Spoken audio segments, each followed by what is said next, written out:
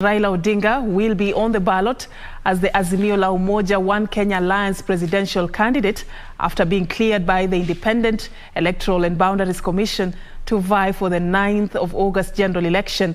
Raila was the 5th presidential candidate to be given the green light by IEBC Chair and Presidential Returning Officer Wafula Chebikati. Accompanied by his running mate Martha Karua, Raila, who is making a 5th attempt at the presidency, expressed confidence that IEBC will conduct free, fair and credible elections. At around 8:30 a.m. Sunday, the Azimio la Umoja-One Kenya Alliance Brigade, led by its flag bearer Raila Odinga, attended a church service at All Saints Cathedral, Nairobi. The house of God is a house of prayer, and we want to thank God that even as those who are seeking leadership acknowledge that it is through God's door that leadership can be attained. About 2 hours later, the leaders arrived at the Bomas of Kenya, accompanied by supporters. Raila, flanked by his proposer and seconder, then presented his credentials to the Independent Electoral and Boundaries Commission panel for clearance. And I approve the nomination of Raila Odinga.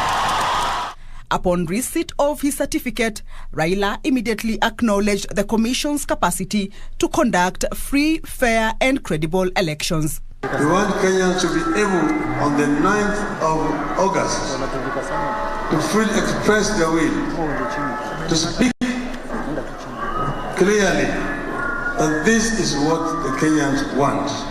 I just want to reiterate that the Commission is focused on giving Kenyans a free, fair and credible election.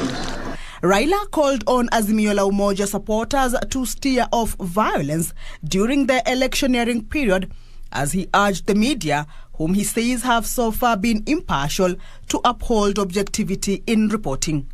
Where there's freedom of expression, the media can censor, the media can critique, the media can educate, the media can also oppose. So we really have no issue with that.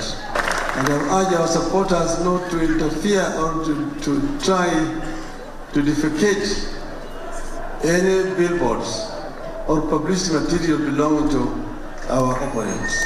The coalition has picked Saitabao Ole Kanchori as its chief agent, assisted by Nyeri Deputy Governor Caroline Karugu, Professor Isaiah Wakindiki, Dr. Odror Ongwen, and lawyer Paul Mwangi. Independent candidate George Munyota, who also presented his credentials Sunday, did not sail through, and the same fate befell Third Way Alliance Party presidential aspirant Ekuru Aukot. IEBC also rejected independent candidate Peter King'ori's reapplication. King'ori had presented his credentials on day 1 of the exercise last Sunday and was told to resubmit his documents. So far, IEBC has cleared 5 candidates to contest the presidency on August 9th. They are Azimio la Umoja-One Kenya Coalition's candidate Raila Odinga, UDA's candidate Deputy President William Ruto, Umoja Summit candidate Walter Mung'are, Agano Party's candidate David Mwaure Waihiga, and Roots Party's candidate Professor George Wajakoya. Those scheduled to present their documentation for clearance on Monday are Jimmy Wanjigi of Safina Party, independent candidate Muthiora Kiriara, and Njeru Kathangu of Ford Asili. Adherence to the Electoral Code of Conduct remains the central message by IEBC to the candidates as the Commission prepares to conclude the exercise Monday, with 3 aspirants set to present their credentials. Kamche Menza for Sunday Express at the Bomas of Kenya, Nairobi.